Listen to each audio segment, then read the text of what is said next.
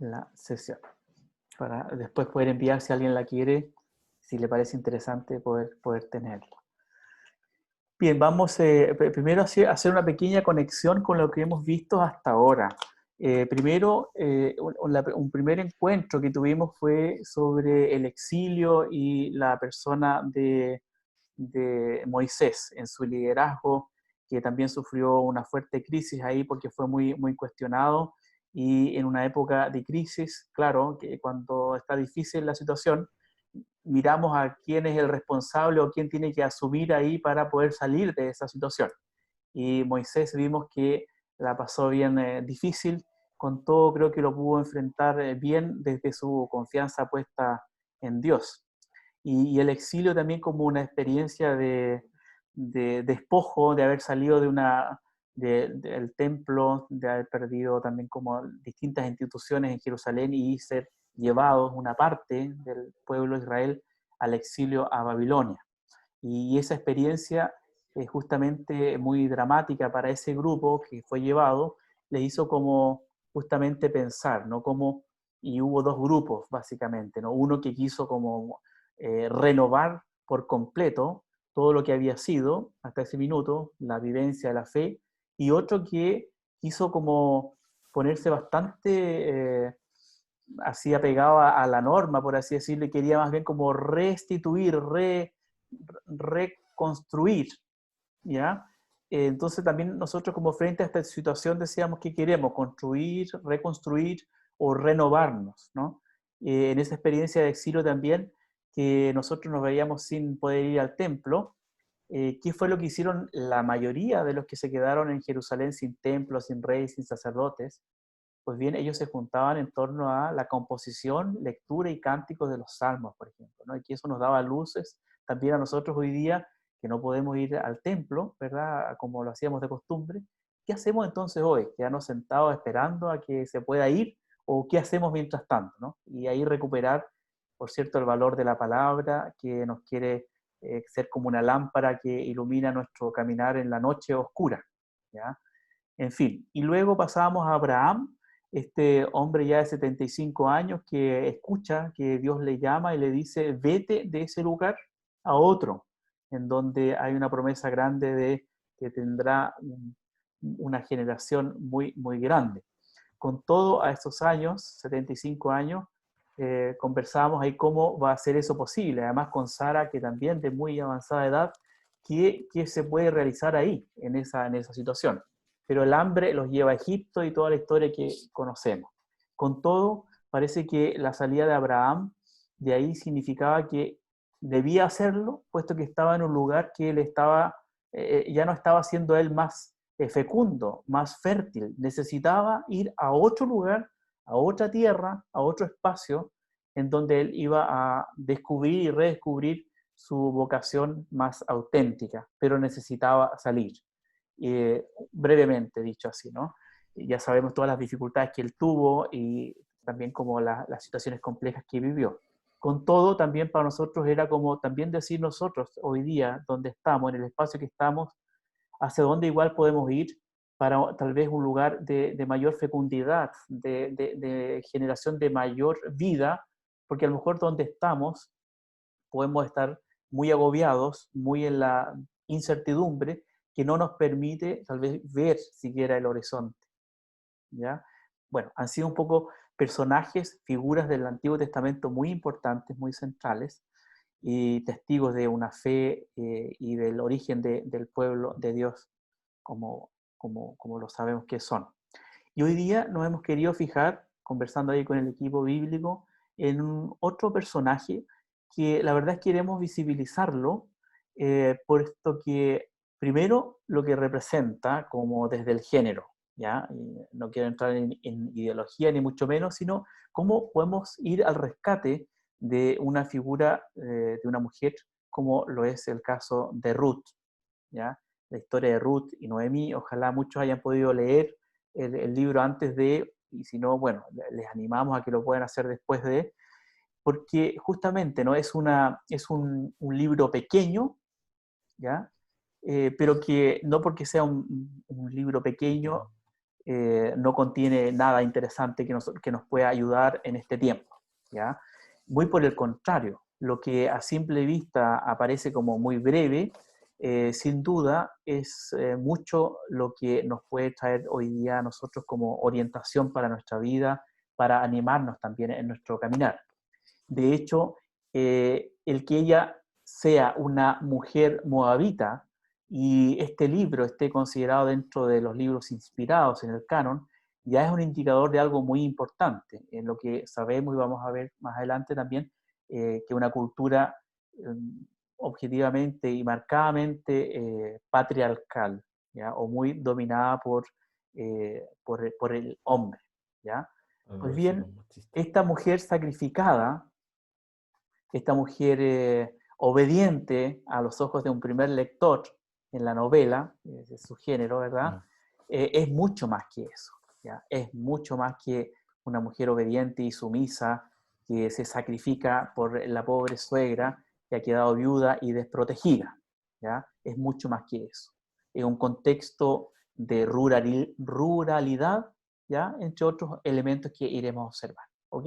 Entonces nos ubicamos en este libro de Ruth, que dentro de los géneros literarios es considerada una novela, literariamente hablando. En ese sentido, es una narrativa que está formada por una serie de eventos unidos y que como novela, como género, puede estar referida a la vida personal, a la vida de sus sentimientos, de sus acciones, cuyo personaje tiene una historia con una importancia para una comunidad, para una sociedad, ¿ya?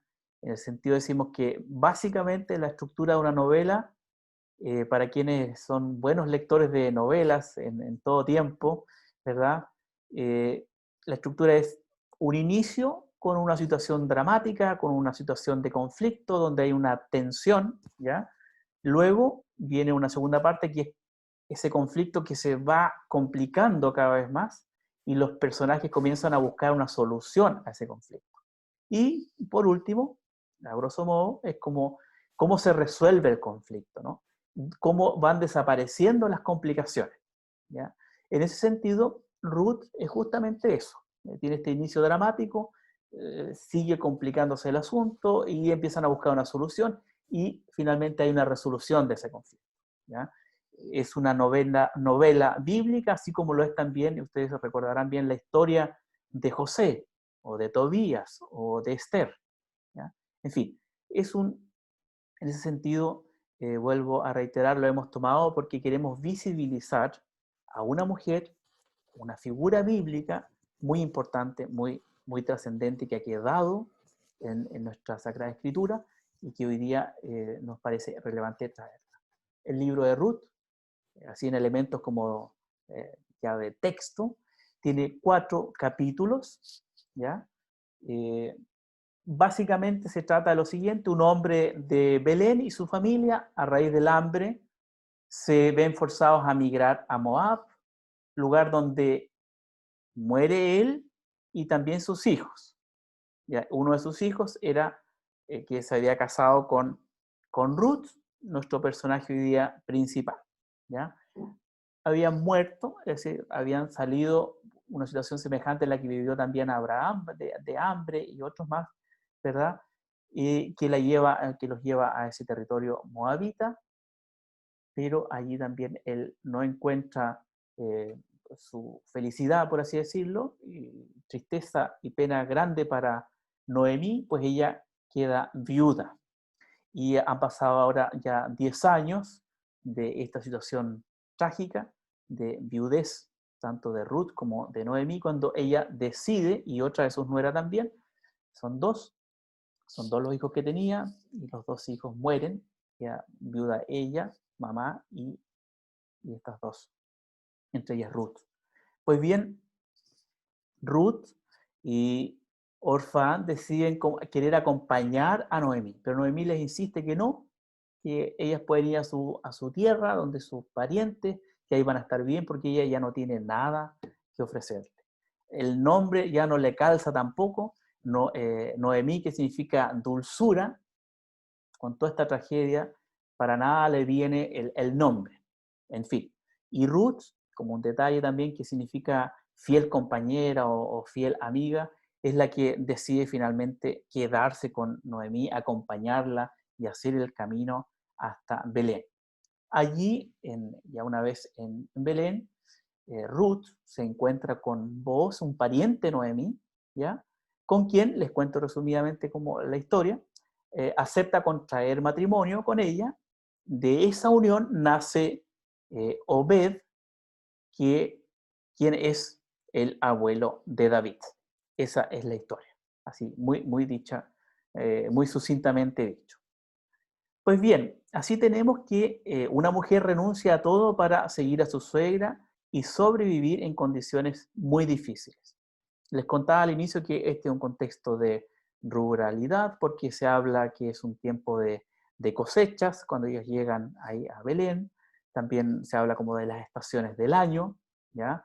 Por lo tanto, pasamos de una primera parte, un primer capítulo, donde paso a leérselos para ser el mismo texto el que esté aquí presente. Dice, en los días en que gobernaban los jueces hubo hambre en el país y un hombre de Belén de Judá se fue a residir con su mujer y sus 2 hijos a los campos de Moab.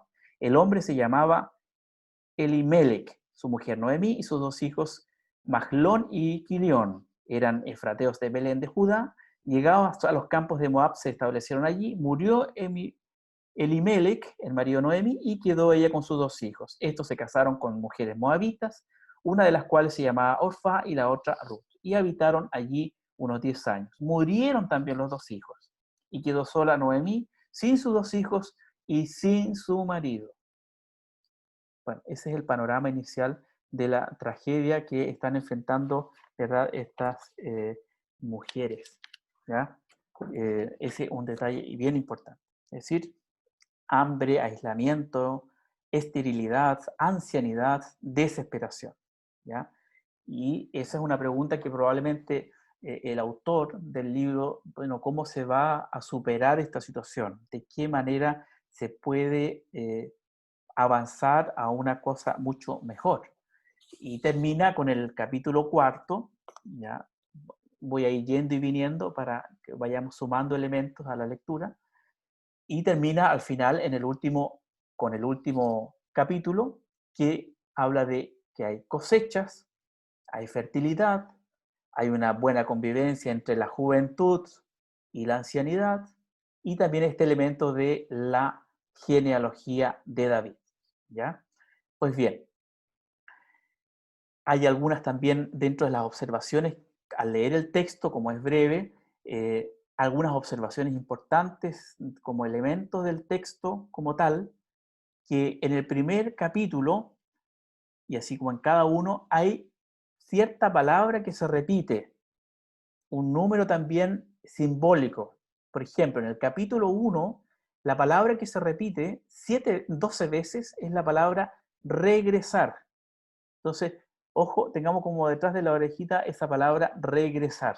Aparece 12 veces. Capítulo 2, la palabra que se repite 7 veces es la de espigar, ¿ya?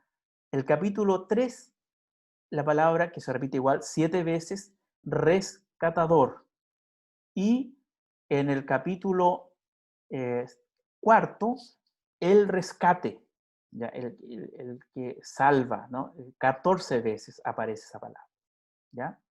Como elemento de estilo, diríamos, de género, es interesante observar eso, que no son simples coincidencias, sino que algo nos quieren informar estas palabras, estos verbos, ¿ya? Otro elemento de estilo que llama la atención es que, a diferencia de los textos, por ejemplo, en que hay relatos de los patriarcas, en este la intervención de Yahvé es discreta. No hay encuentros directos con Yahvé, ni por medio de ángeles, ni por medio de sueños, muy diferente de otros textos, ¿no?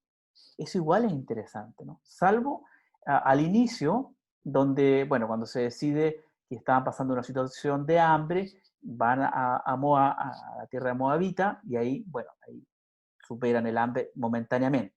Y luego, al final, cuando Ruth va a concebir un hijo con, con este pariente de su suegro, el pariente de Noemi.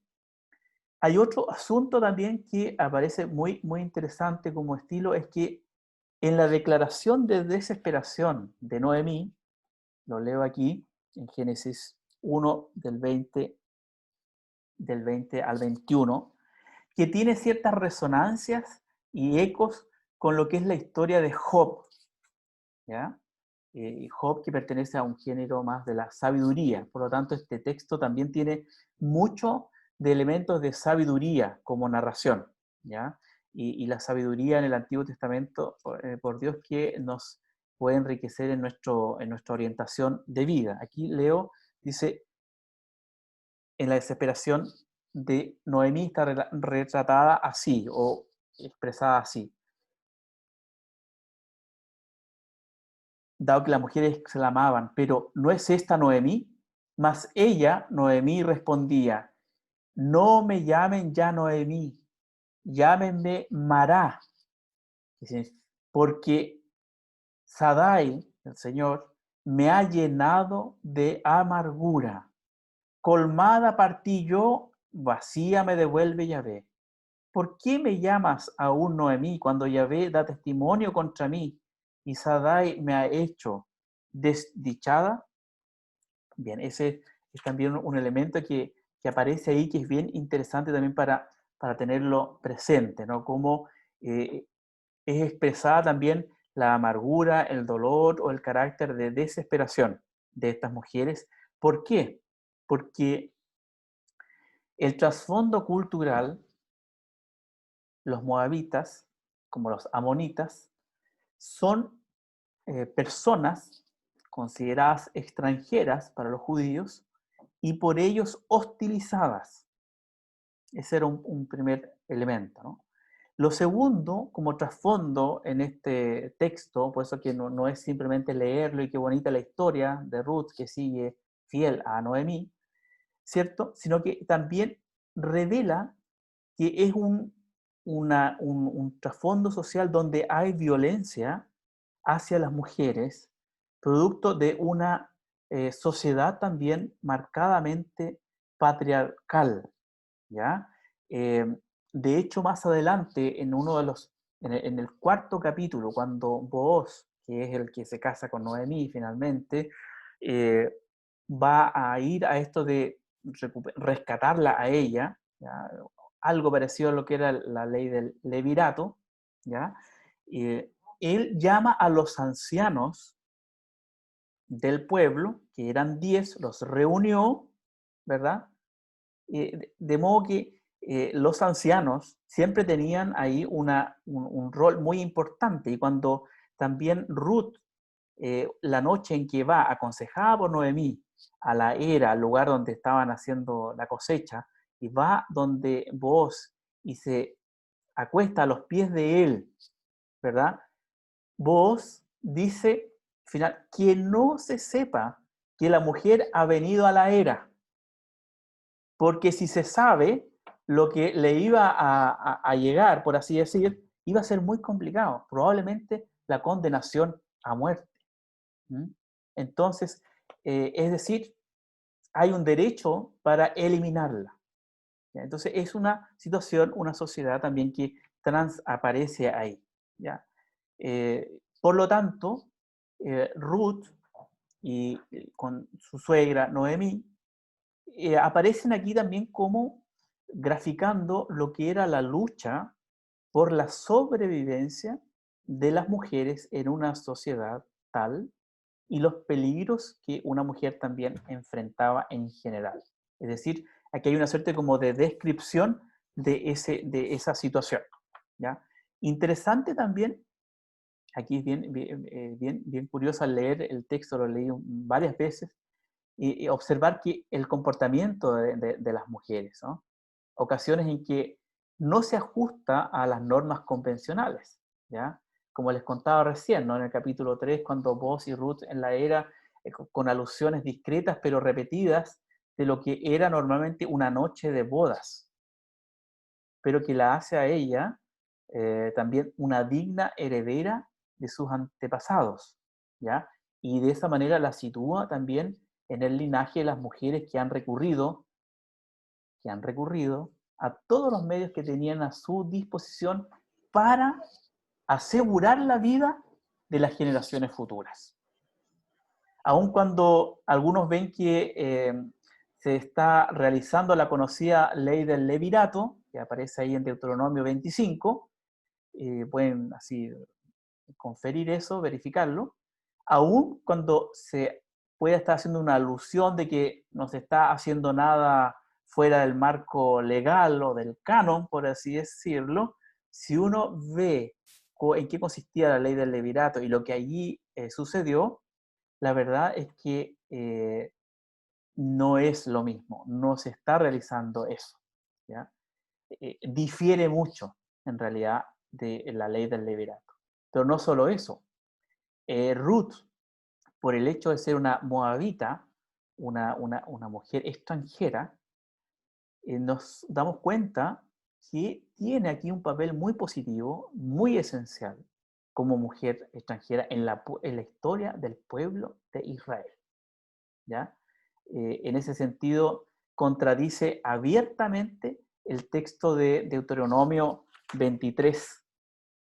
Se los voy a leer aquí. Deuteronomio 23, el 4 en adelante. Dice: el bastardo no será admitido en la asamblea de Yahvé, ni siquiera en su 10ª generación será admitido en la asamblea de Yahvé. Ni el amonita ni el moabita serán admitidos en la asamblea de Yahvé, ni aún en la 10ª generación serán admitidos en la asamblea de Yahvé.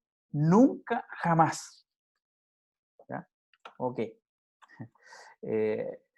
Podríamos decir que no es menor eso, ¿ya? No es menor porque, vaya, ella es una mujer moabita con todas las de la ley, podríamos decir así. Con todo, fíjense que al final de la novela, para quienes la han podido leer, Ruth aparece como aquella que, casada con vos, va a engendrar un hijo que luego en el árbol genealógico de Jesús la constituye en también una abuela, ya un antepasado directo de él. En ese sentido, aparece ahí una perspectiva también, lo que llamamos mesiánica, es decir, una mujer extranjera que va a ocupar un lugar en la historia del pueblo de Israel, en el árbol genealógico. Así como por lo demás lo son también otros personajes también que en breve vamos a ver. El relato, por lo tanto, está centrado en la historia de estas viudas, ¿ya?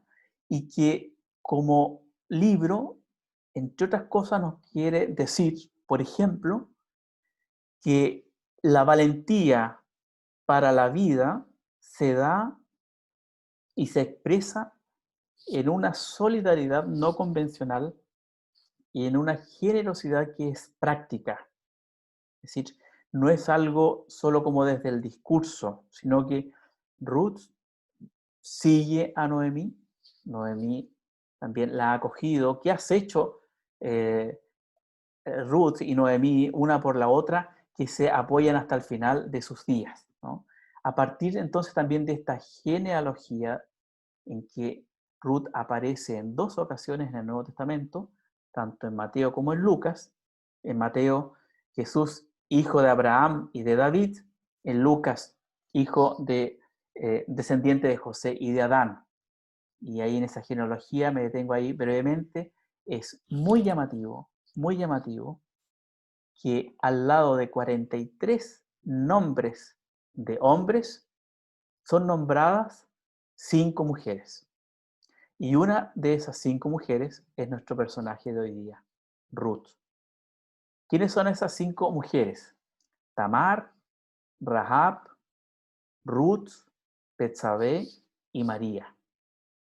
Curioso. Todos ustedes saben o comprenderán que eh, quien tiene un árbol genealógico coloca ahí todo el orgullo de su familia, todo lo que es aquello que le hace una persona valorable, noble, es su honra, ¿no? ¿Quién va a colocar a esos personajes de nuestras familias que tal vez no nos gustan tanto? O aquellos personajes que a lo mejor manchan nuestra historia familiar. Pues miren, en esta genealogía de Jesús, por eso el título ahí, ¿no? Este antepasado de Jesús. Tamar, ustedes recordarán ahí en Génesis 38, esta mujer que se hizo pasar por prostituta y miente para tener descendencia. Miente descaradamente para tener descendencia. Pues bien, es una de las tatarabuelas de Jesús. O Rahab, aquella que oculta, esconde a los espías de Josué que van a Jericó para investigar y todo. Pues bien, Rahab también aparece en este árbol genealógico de Jesús, como también una de las tatarabuelas de Jesús. Y Ruth, la moabita, la extranjera, que el texto del Deuteronomio 23 prohíbe tajantemente que se acerque a algún moabita nunca, jamás. Pues ahí está. Y Betsabé, la mujer de Urías, que sabemos, ella traman ahí con David. David más bien trama esto de enviar a este general a primera línea, muere ahí, y mientras tanto él se aprovecha y tiene ahí un asunto con Betsabé. Pues bien, ahí también está ella, en el árbol genealógico de Jesús. Un dato curioso, pero no solo curioso, sino que tal vez nos puede estar diciendo que justamente Jesús incorpora a su árbol genealógico a toda esta humanidad también herida por el pecado, como queramos llamar, pero no solo eso, porque está también María, que decimos llena de gracia, es decir, como que la gracia de Él también supera cualquier historia manchada o cualquier historia tal vez poco convencional a nuestros ojos. Es decir, también Jesús incorpora toda la realidad humana, no excluye nada. Y ahí es por eso que al querer traer hoy día y visibilizar a esta mujer, también nos ponemos como en el lugar hoy día de todas aquellas personas también que hacen todo lo posible, no solo para sustentar a su propia familia y perseverar, o, digamos, en su sobrevivencia, sino también como un ejemplo para construir y construirnos también a nosotros cuando a veces caemos en desesperación o cuando a veces nosotros también miramos mal o cuando tal vez nosotros también discriminamos. En fin, una serie de aspectos de nuestra vida que cada uno de nosotros puede ir mirando, observando y que le van haciendo sentido en este minuto, a partir de lo que vamos escuchando. Finalmente, unos otros posibles significados unidos a los anteriores. Primero, ya lo resumo en esto, las mujeres claramente tienen un rol constitutivo en la historia de Dios con su comunidad, con su pueblo, de cara a un sistema patriarcal violento. Las mujeres dijeron a Noemí, expresan ahí en el último capítulo, el capítulo 4 o 15, como un elogio a Ruth.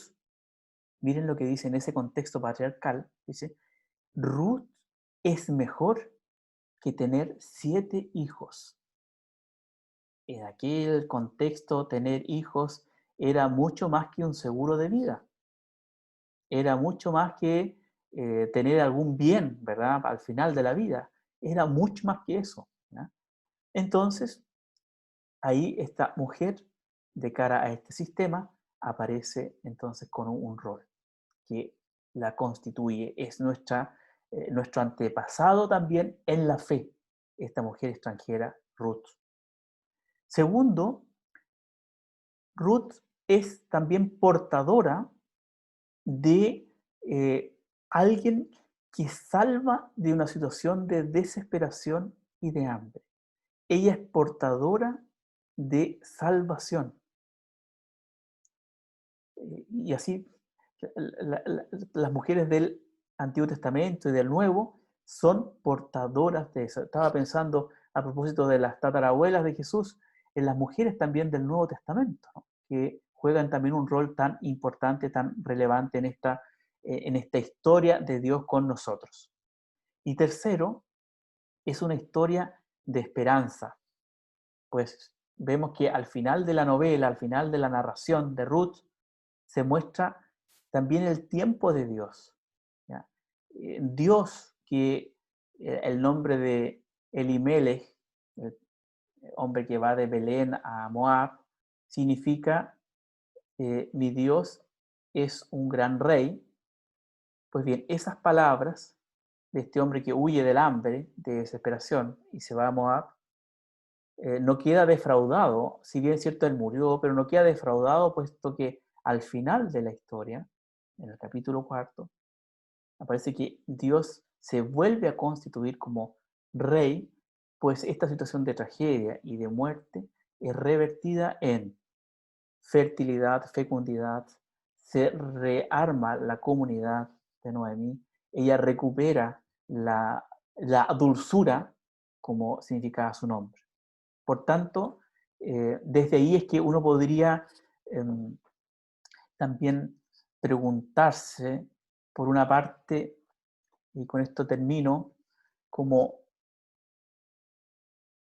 si estamos en qué tierra hoy, a qué tierra, y tal vez nos sentimos como en esa desesperación o en esa incertidumbre, eh, hacia dónde podemos regresar también, ¿no? Así como Noemí, que sale de Belén, va a esta tierra, pero de ahí entra en esta situación y vuelve a la tierra de la promesa, Belén, y ahí encuentra de nuevo como lo que era su vida, lo que era la promesa, lo que era Dios para ella, como insertarse nuevamente en este ambiente suyo de fe, de verdadera piedad, también nosotros, ¿no? Si hoy día estamos en esa situación o en nuestro entorno hay personas que lo están en eso, ¿cómo podría significar entonces cuál puede ser eh, simbólicamente esa tierra a la que hay que regresar? ¿Cuál puede ser también en esta situación que vivimos el lugar, el espacio, eh, el rol, el protagonismo que tienen ciertamente las mujeres? En una situación donde leemos en las noticias, en los informes, en artículos, que quienes más afectadas se ven hoy día en lo laboral, en temas de en la carga en la casa de trabajo, son mujeres, en su mayoría. Entonces también cómo podemos observar ahí en la mujer esa capacidad de buscar soluciones, de ingeniárselas, también para encontrar aquello que, para lo cual estamos en este mundo, que es para la vida en plenitud y en mayor abundancia.